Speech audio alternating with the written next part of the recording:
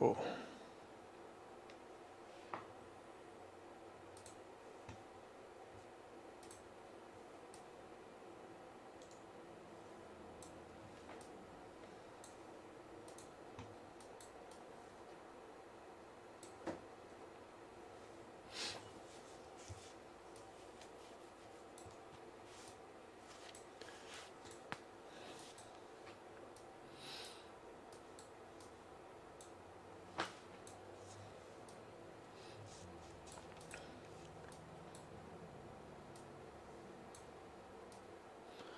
Check, check, check, check.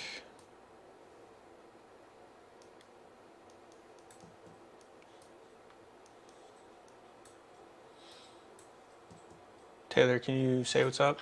Hey, what's up?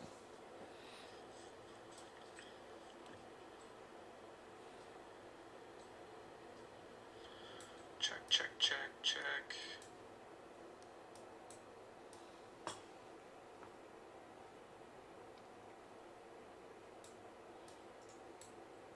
Taylor, can you say what's up? Perfect. All right, we are live. So today we are covering, I'm gonna take this ND filter off because it's a little too dark. There we go.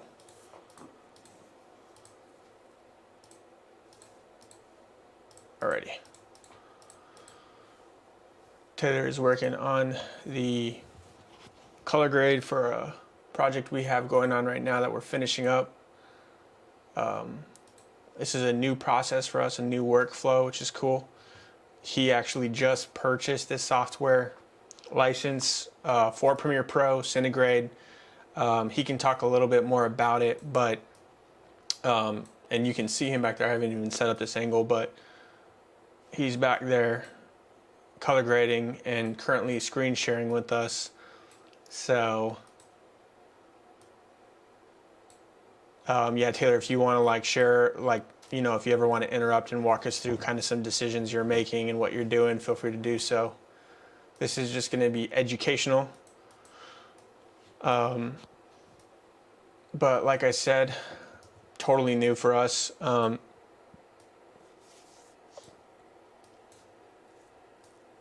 Typically I do the color grading, but it's very rudimentary. I literally only pretty much play in basic color grade. I, you know, match the white balance. You know, if we're doing multiple cameras, just match the white balance. I never really change color wheels like saturation, highlights, shadows. I never really mess with that stuff unless it's like a passion project, like a narrative or a documentary. Then I'll go into the moody color grading stuff. But Taylor behind me, he is pretty passionate about coloring. He's got a photography background, and he's really jumped into color grading. He's been talking about it for a while and kind of jumped face first into this one. So yeah, let's let me move you guys around so I can show you what's going on.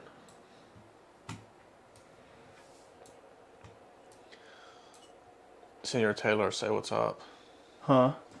Oh, what's up? I'm still figuring out the best process to use for this.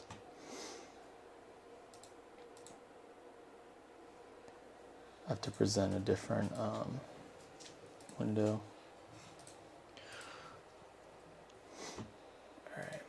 Why don't you give us some quick little breakdown of how this program works, kind of like what you did to me, like how you, what are your scopes there that you're working with? Why do you like it? Why does it look easier, seem easier than Premiere Pro? So yeah, I mean, it operates very similar to Lumetri Color in Premiere, but a little bit different. So you've got all your tools up here. So I start with light, and I use my waveform here, which shows the red, green, and blue channels. And then I'll just tap on here and then raise them up to like a point where I think they're good, because I don't want I don't want anything to go above the line, and I don't really want anything to go below it. And then I'll go over here to contrast. Add in a little bit of contrast. And then come back over here. So for example, like I want our face to be a little bit brighter. I'll put that there and I'll kind of work on the midtones, and then I'll bring the blacks down a little bit more. Why do you like this? I mean, what are some obvious reasons why you like this more than Premiere Pro coloring, or how? I just like the interface of it. I like having all the scopes right down here, and then it's like the shot matching. It gives me a really cool opportunity to compare the shots side by side. It's just a more efficient way, I would say, than Lumetri Color, and it feels a little bit more like Lightroom the way it's set up. So this is the white balance here, and bring up the saturation a little bit. A lot of it's just playing around with it, getting used to it. Make sure you say hi to the camera so everybody knows that you're a real person. Oh, yeah, I'm right here. Not a robot. Cool. So that's fun. Hopefully this works out, this process works out, so that we can adapt it for future projects. That would be nice.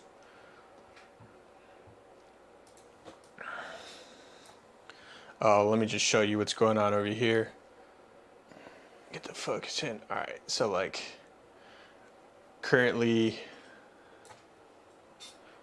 this is how we're streaming. Got YouTube live running right here. Oh, it's live? Yeah. Huh. No editing. We're running through the Elgato capture card. We actually have another Elgato, the 4K little capture card over there for Taylor. We will have to do that another date, where we kind of do a multi capture sort of. We'll show his camera view, his setup, and then we'll also show my setup and capture process. This is like, you know, this is a headache. Like, it's a lot. Oh, there's Bilbo. Gotta say hi to Bilbo. Hi, Bub. He's hiding under there. But yeah. There's a lot of sort of moving parts. You know, this is the capture card. Goes into, follows the line into the camera, and then goes into the computer, and then goes into OBS, which is this one over here. And I can kind of control what camera sees. So like right now, we'll go to just full camera. So now you can see that, and then I'm actually on a call with Taylor, so we're in a Google Meet call, and he is screen sharing, and this is, I've like cropped the window so we can see what he is working on, but that's that, and then this is capture, so like window, the editing window, blah blah blah, up there. But yeah, we'll kind of let him work on that while we get this camera set up again. Like I said, it's a lot of moving parts. Like there's you got to check, you know, what's my camera angle? Is the computer getting my camera angle? And there you go. Sorry, office is a little messy. All right, that focus looks okay. Cool. So, a lot of different moving parts with a live capture card, in a camera, OBS, YouTube is running the live stream. got to make sure that it's healthy on YouTube. Got to make sure that the Google Meet is healthy, because that call can lag or go out after an hour, so I have to be paying attention to that. But it's fun, like, and it's rewarding because there's no edit afterward, which is awesome. But nevertheless, back to Taylor. Looks like you are on an audience shot. Yeah, I'm just going through some of these. The lighting was horrible in there, so It's just a matter of like matching the mood, because some shots are much brighter, some shots are much darker, and you gotta somehow make it look like it was all in the same room. Mm-hmm.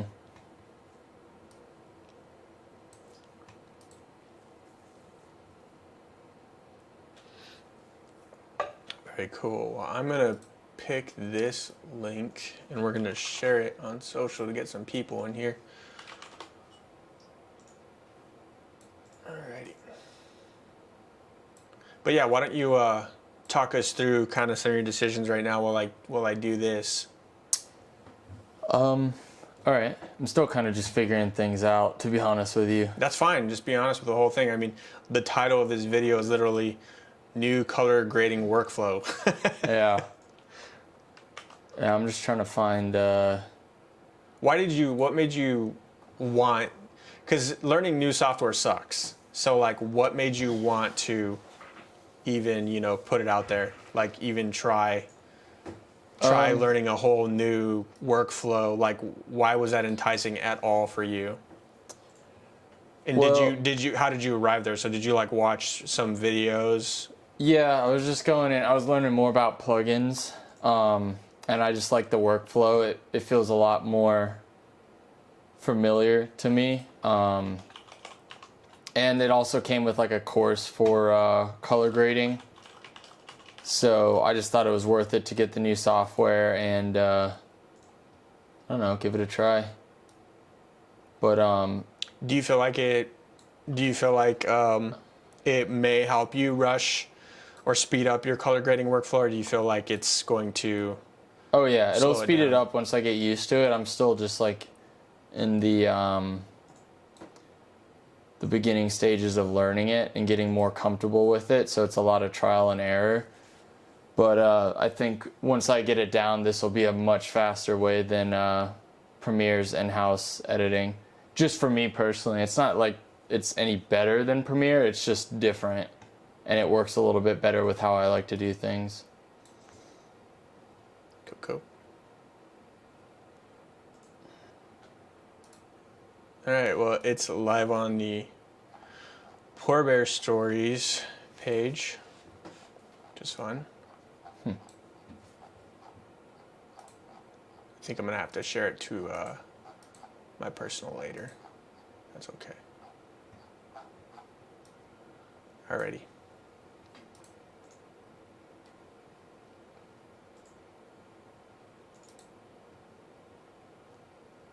Facebook has changed quite a bit, so it's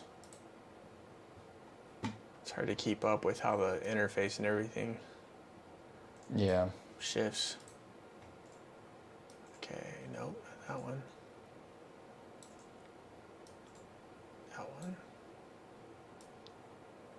Okay. And we are going to share it on our personal, if we can.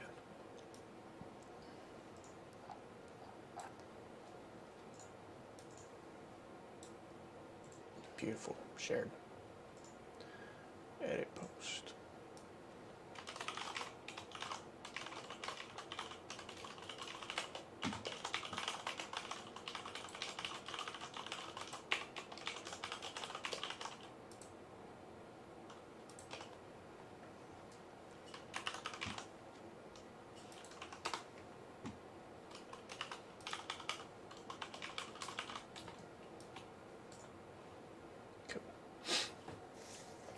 All right, back to YouTube.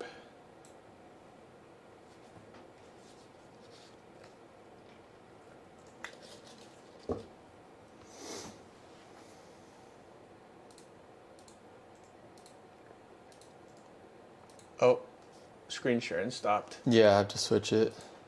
Alrighty. Premiere Pro. So now why'd you go back into Premiere Pro? I'm going to play around with Lumetri color and see if there's any difference. Between what? Cinema grade.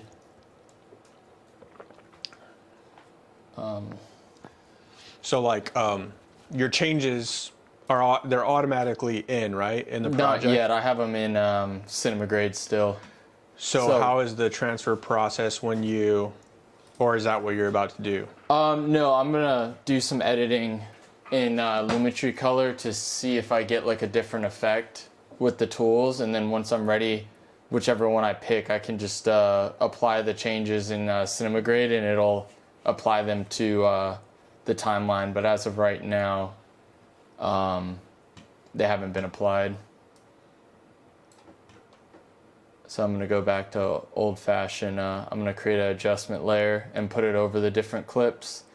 Because I guess the one downside in cinema grade, I can't see what the name of the shots are, so I don't know which ones on the FS7 and which ones the EOS are. Right.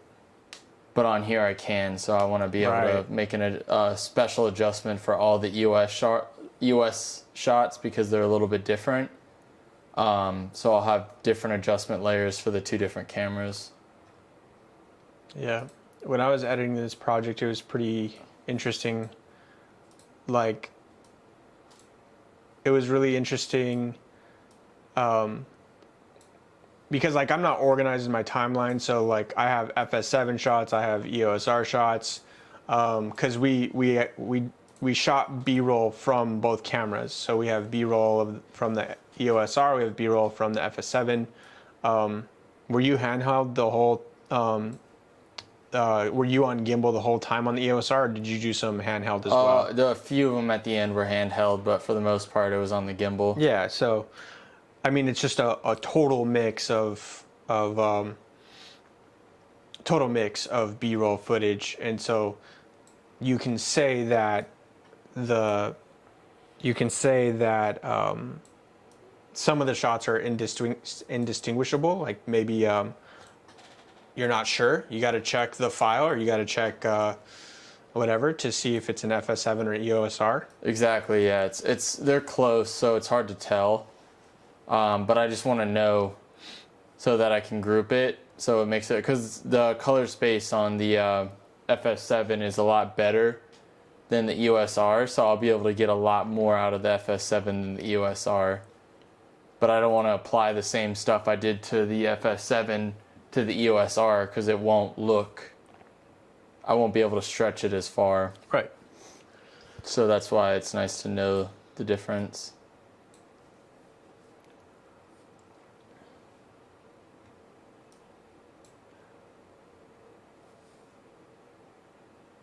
Lighting is everything. I mean, and we actually have some shots in here.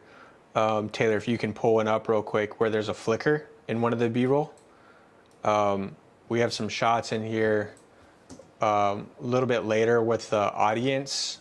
It's like there it is. See it?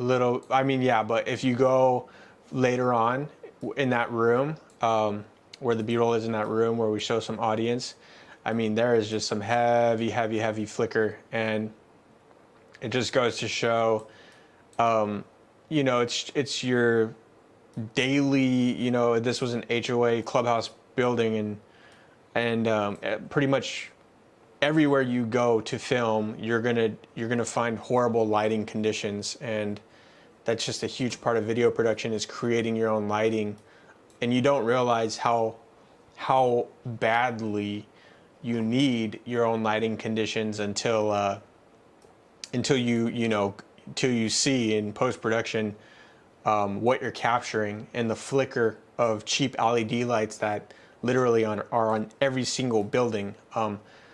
You know, you're not seeing any flicker in my office right now because we're using video production lights. So right now you can see the edge of it right here. We have an aperture LED fixture right here. We're also using really fast Philips Hue ambiance lighting in the ceiling. So I pulled out the bulbs, and the bulbs are like $100 each versus your consumer, LEDs, your $10, $20, whatever LED bulbs. We have $100 bulbs up ahead, and I can actually change. I can change the temperature. I can change the RGB. So like I'll go. There we go. Go. Let's see, ocean. There we go. Miami mood. Osaka. Arctic. Warmer background. City of Love. These are just little. That's kind of cool. Anyways, just gives us a little bit of ambiance in the room here. And then on Taylor back there, he's got a newer on him. And I actually have another newer just outside. But anyways, back to that. Taylor is grappling with really awful lighting, and so he's actually going to have to do some pretty painful processes. We have to one way to get rid of that flicker is kind of a hack that we learned from YouTube 2 years ago, and that's making a copy of the clip, dragging it up, and offsetting it by a frame.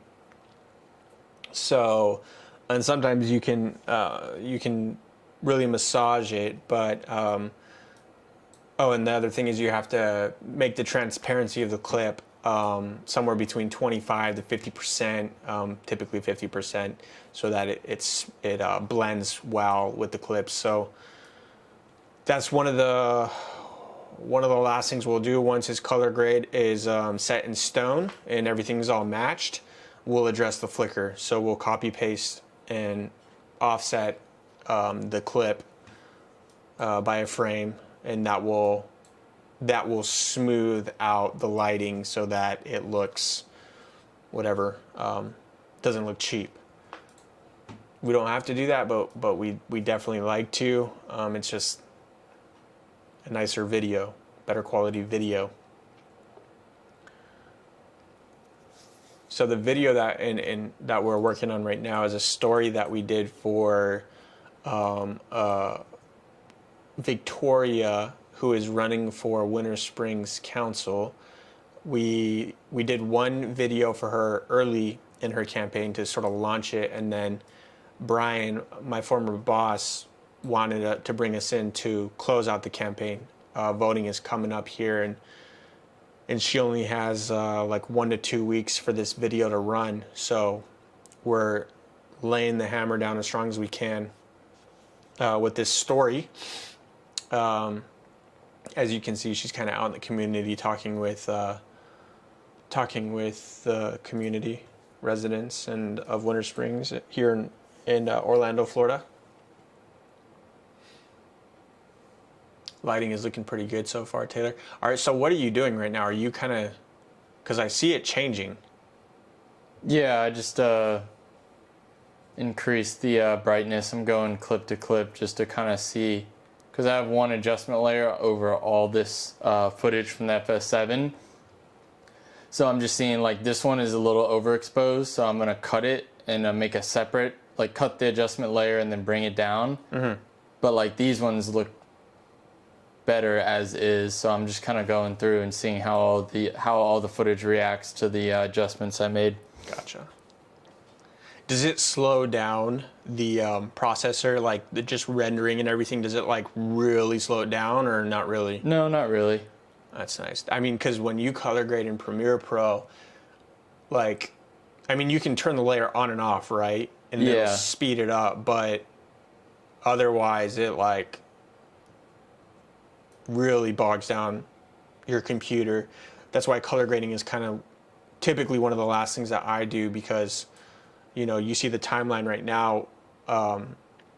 that Taylor is scrubbing, it's got all these layers. And when, we like, another thing we do is warp stabilizer to really stabilize the shots. If there's like a lot of camera shake or it's just kind of hard, it takes you away from the viewing experience, we'll put stabilizer in there, warp stabilizer, and that will really bog down Premiere Pro. So that's one of the very last things we do, stabilize the clips, but with color grading, it does as well. And so that's why I asked Taylor how much Cinegrade slows it down. It doesn't really slow it down at all, actually. It works pretty efficiently. Nice. It's the noise reduction that does. Yeah, that's the other thing that we encountered. We have a separate edit, which I'll share with you guys after this. It's a pride for us, a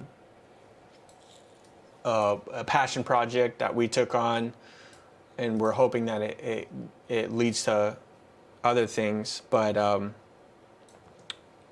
part of this passion project was a couple of night shoots, and we were shooting with the GH5, which is known for horrible low light footage or whatever, and but the GH5 is still an incredible camera. It's still a beast. However, we were shooting on the Mica Cine Primes T2.2, and that makes a huge difference. But still, when you're shooting kind of at nighttime with not as much light, it gets really, really noisy.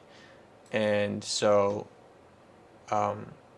we do have software that we have purchased licenses for, both Taylor and I, which is Neat Video, and a lot of video production houses and studios know Neat Video and do not operate without Neat Video. But basically, Neat Video is the grain that you will see in a low light clip. There is actually some. If you could pull up a grainy shot, Taylor, so I could just give a little bit of reference. I don't know if it's too late, if you've already. Yeah, so I can just do. Can you show your mouse where the grain might be? Yeah, all over, mostly in the shadows, but. I mean, and you can hit your hyphen key to bring us in on the window so we can really see. There's definitely some grain up there on the left. Yeah. Definitely some noise. There's a lot. I mean, I overexposed it on purpose. Yeah. You drag it way up like that, it'll. But in the left of that frame right there, over Victoria's shoulder, you see some noise. And this is, like, to the average viewer, people are not going to see this, but it's definitely something that. Right here. Where? On the bottom back of left. your head. Can you go full screen for me so I can see?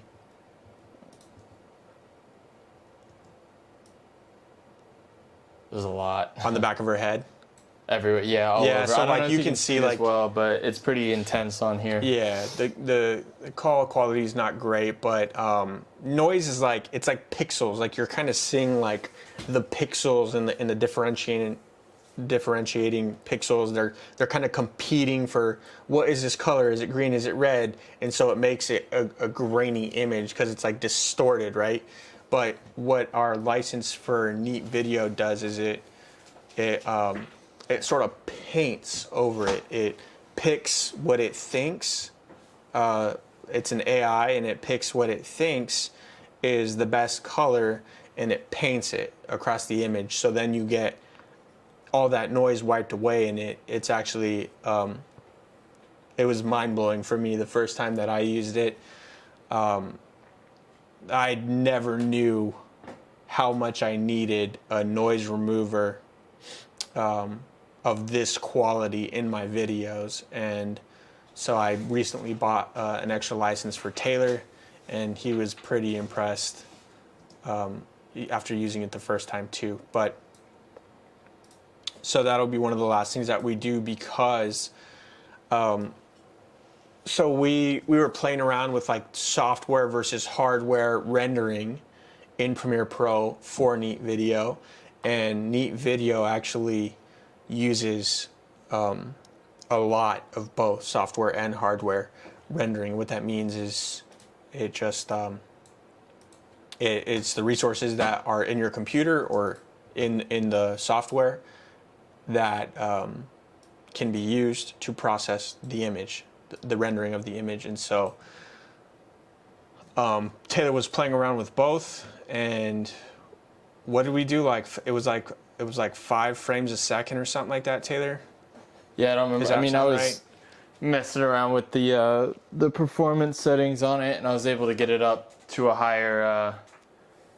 It would render it, but it's just when it exports, it takes like 5 seconds per frame, which you know, will take a very long time when you have thousands of frames. Yeah, exactly. So typically we see 24 frames per second, right? In like cinema and stuff, that's kind of the majority of what you will see footage at is 24 frames per second. And so we were processing something like 5 a second for neat video. So the math means we were taking about 5 seconds to render every 1 second of footage. So a clip that is, you know, I'm not going to make you do math, but multiply, bless you, a minute, it would take 5 minutes to render, to process 1 minute of neat video. So, and I feel like it took even longer than that probably, but once you've processed neat video, it really slows down your timeline. So it's definitely one of the last things that we do. But I will show you in a minute here the project that we're talking about. So as we sort of close things out here with the color grading workflow for Taylor, what do you anticipate the timing difference between Premiere Pro grading using basic color correction, maybe even wheels, to this? Like, how much do you think you would like to spend before this is a finished look? What, in the whole video? Yeah. I don't know. I mean, I kind of just go until I feel satisfied with it. So it's a lot of tweaks and going back and forth. So honestly, I can't really say. I mean, I'd like to only spend about a day, maybe 2 on it, but that's about it. Yeah, no, of course. I mean, I want you like just spend less than a day. I know as a perfectionist, you sometimes would like to give it 3, but yeah, it really comes down to just getting the project done. So I'll do my best, but at some point I just gotta, it is what it is, you know, because it's not like it's going to be like a, you know, a feature film that, right, you know, they spend hundreds of hours editing. It's just a video that's going on like YouTube and social media. So it just needs to look good enough, and I don't have to get all artistic and creative. It just needs to... we are definitely putting more into it than it needs.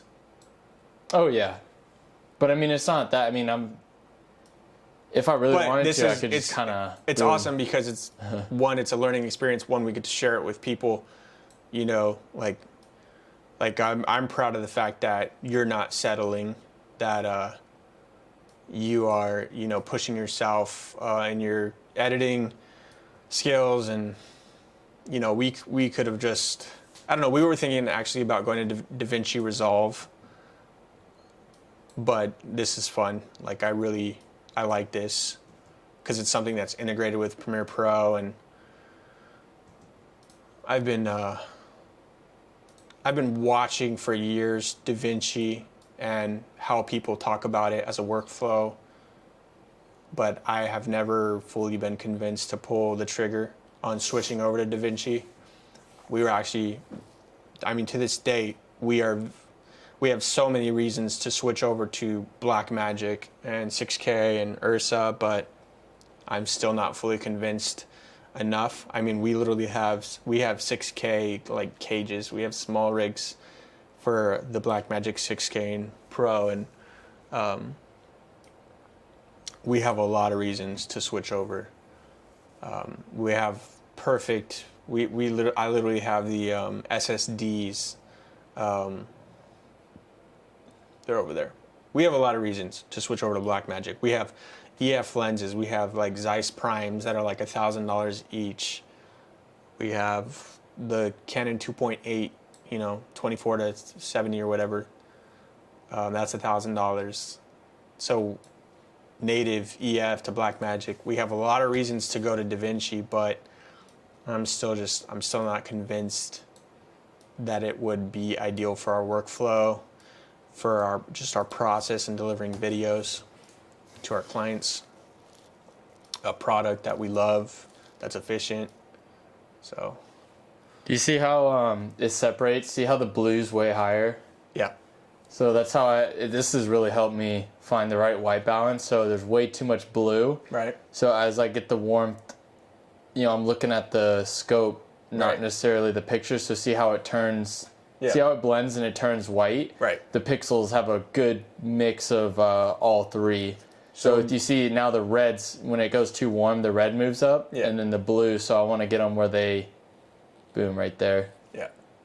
Some areas like skin tones, because over here there's people, so I might want a little bit more red coming out of here, which is going to be people's skin tones over in this direction, Yeah, which is fine. We could talk about that as well. So like you've obviously, watched your fair share of tutorials already. So you've been scientific with your shadows and your highlights as well, right? So I don't know if it's easy to show that, but talk a little bit about being scientific with your blacks and your whites and your shadows and your highlights. I mean, I wouldn't call it scientific. It's kind of just industry standard. Like, it gives you a better perspective of what's actually going on when you use the scopes, because in your eye, it's sometimes harder to distinguish because there's like millions of colors on the screen. So this kind of simplifies it where you're getting an idea of what's going on. Because like I can tell this is too cool,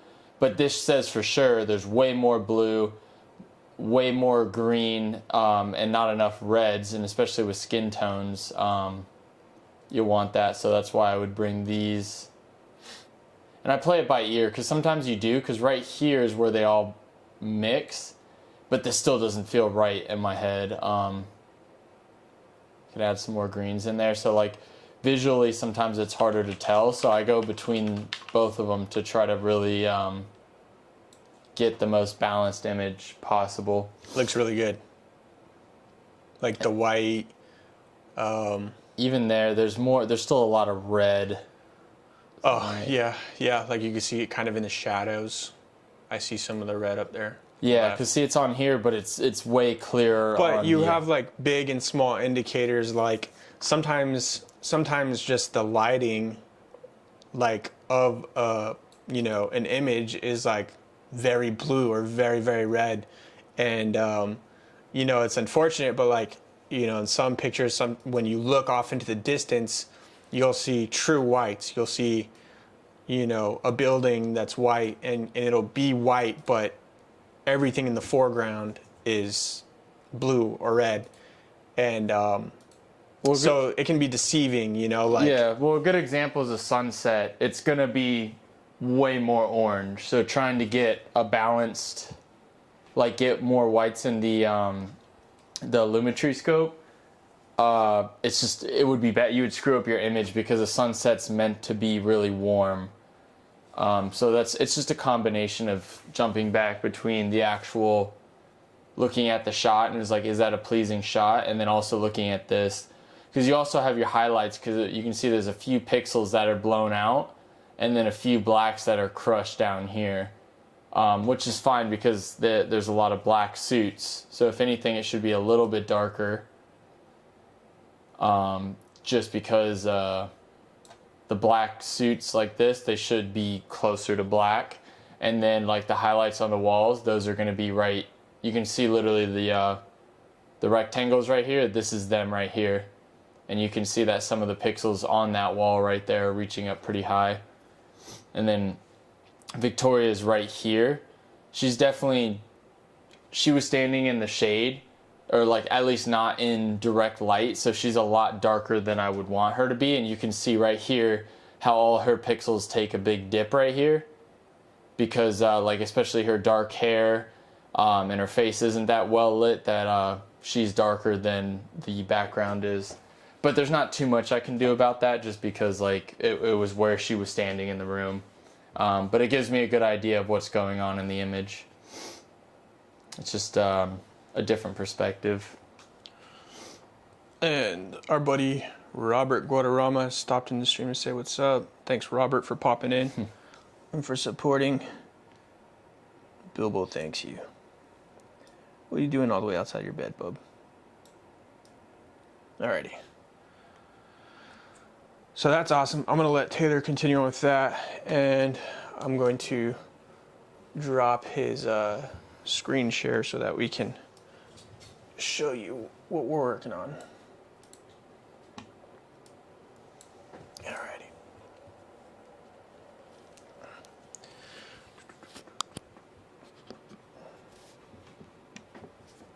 Alright.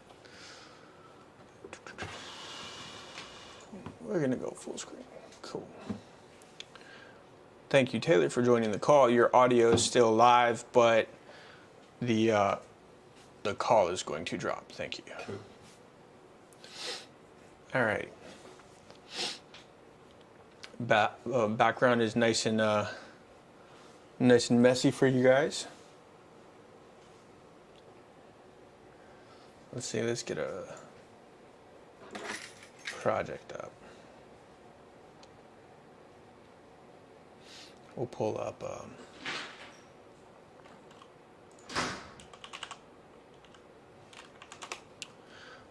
the video I was talking about.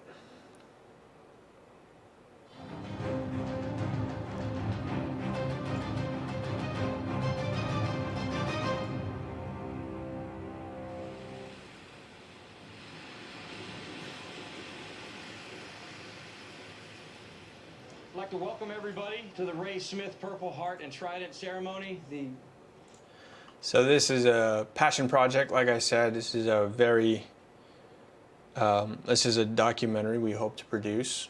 I'm not going to show the full thing. It's an hour and 10 minutes. I just want to bring you through a couple of scenes that are toward the end here. And have the opportunity. And I'm glad I wasn't really. Which, you know, all the young people. So this is the beginning of the sequence. I need to enjoy cake and refreshments.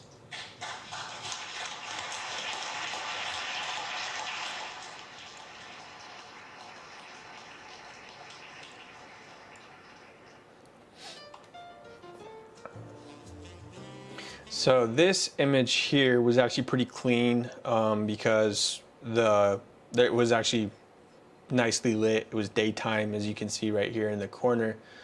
So we didn't have too many issues with lighting. This, as you can imagine, had a lot of issues, but we've already processed it through Neat Video.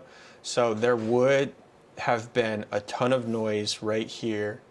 There would have been a ton of noise right here. And actually, there would have been a ton of noise right here. But Neat Video really smooths all that over. This whole section was really, really noisy. I mean, we had a small LED wand, and that's what is actually lighting Ray's face right here and body. But this light right here, for example, is all fire. So it's fire lit or whatever. All this light you're seeing is coming just from the fire. So, and that's thanks to how wide open the Mica lenses can go at 2.2. You know, we're able to let more light into the lens. So this is, you know, fire. I mean, if you take your phone out and you try to go shoot a bonfire or something like that, it's gonna be really dark and noisy around the fire unless you're really close to it as a light source. So yeah, without being long-winded here. Super noisy images that were repaired. These are, I mean, this is black. If I had my scopes open, there's no light on her or on the back of him, and it would be super grainy, super noisy, but that's all smoothed out.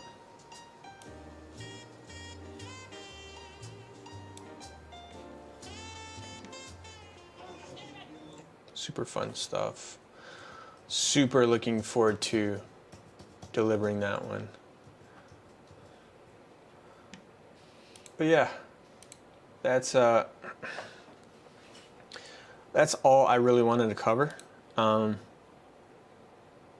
wanted to pop in, do a little live to show some behind the scenes. We've changed a lot since the last one. You know, we've acquired the FS7. I'll just point around. Shoot. That, you know, a lot has changed. Taylor probably has more time on the FS7 than I do at this point. That is the charging wall where we charge all of our batteries, drone, V-mounts, gimbal batteries, Rode mics, camera batteries. We're currently going live from a DC battery from that wall. This is the editing suite number 1. We got the Krk Studio Monitors.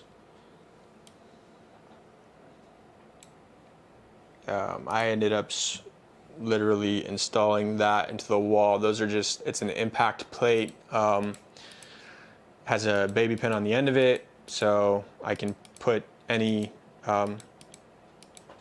fixture on that, however big I want.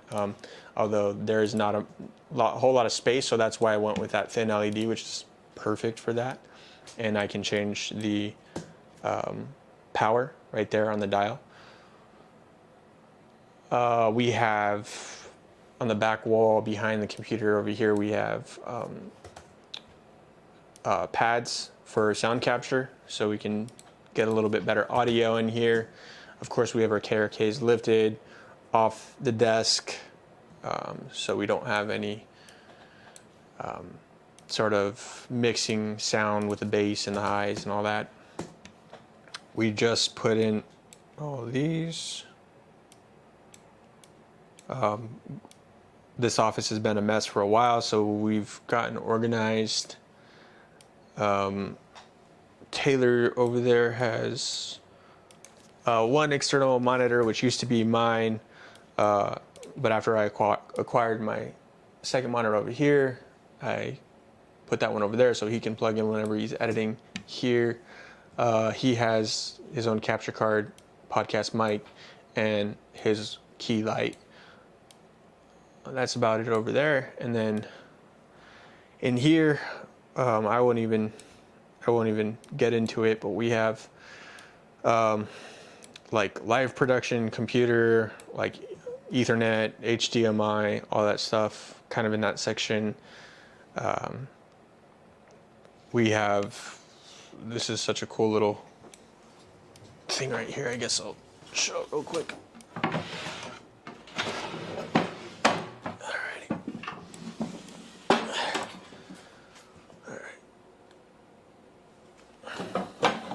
Love this thing. This can act as a light stand when you need to for the floor. Lots of miscellaneous cables for production. You never know what you're going to need on set. A whole lot of mounting stuff for cages. Got a maffer in here. Hold up stuff for grip. Anyways, new box. Love that thing. The guy who designs them, unfortunately, is retiring or going out of business. What else we got? We got our Ninja down there, a whole nother box of plates, cages, and then the sort of build station over here.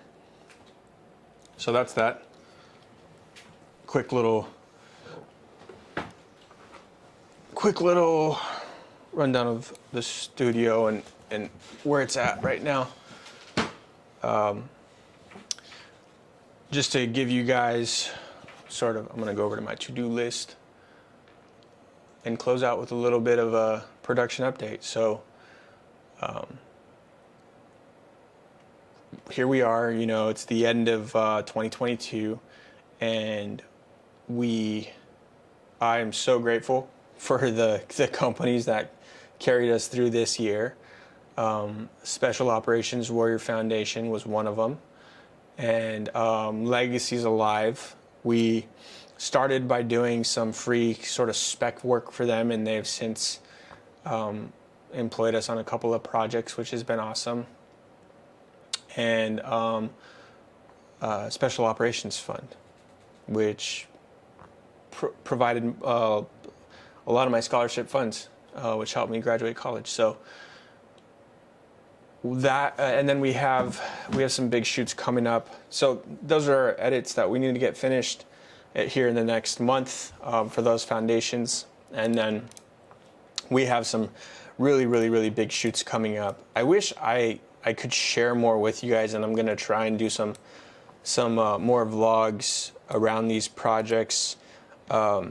Unfortunately, due to the nature of my clients, a lot of what we film can never be shared, and it's not because they're like internal corporate. It's because it's a lot of military stuff. It's a lot of active duty service members, and sometimes it's like really high profile people doing that type of stuff, and so I guess, you know, it's a liability, or like they can't be seen doing that stuff. So yeah, we can never share that for public use, but my goal is to vlog myself as we do those things and kind of show a little bit more about how we set up for those projects, how we capture them, how we travel in and out of them, and just our style of storytelling and capture.